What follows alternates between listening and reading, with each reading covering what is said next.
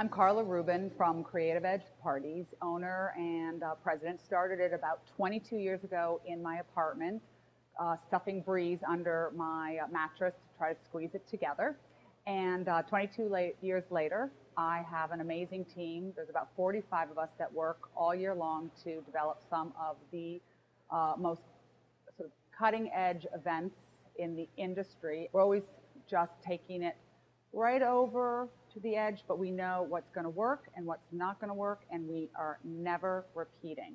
And part of my whole philosophy is just constantly pushing to figure out what has not been done, which is a common thing that everybody asks for. But what's not been done has to be created with the knowledge that we bring to the table. So what's not been done is going to happen, but it has to happen with intelligence and planning to know that it will work, that you're not just throwing it out there for that kind of wow factor. That's the word everybody uses. It drives me crazy, but it's for a purpose. And each of our decisions is very purposeful and is visually interesting.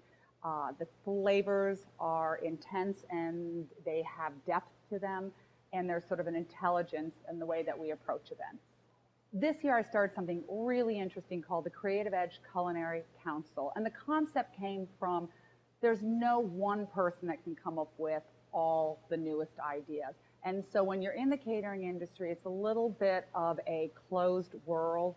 And so how do you bring that sort of refreshing, challenging approach to food? So what we've done is created the Culinary Council, and we invite some of the most famous chefs from around the world to come in. And they tend to come from restaurants and not have a catering background. So what we can share with them is the knowledge of how to cater, and what they share with us are some of their food techniques and their concepts. When you put those two together, you get some unbelievable food creations, because they're bringing technique that if you initially look at it can't be reproduced on a big scale, but we know how to take it, break it down, and make it very interesting. In addition, it kind of gives us the opportunity to go visit them. So a lot of the chefs in the kitchen are having the chance to travel to other countries and work with these chefs. So it's a really incredible program in the sense it doesn't exist anywhere in the industry. It doesn't exist in the world, because catering is somewhat the stepchild of the food industry. And I'm trying to sort of change that attitude that our food is beyond what you're eating in restaurants.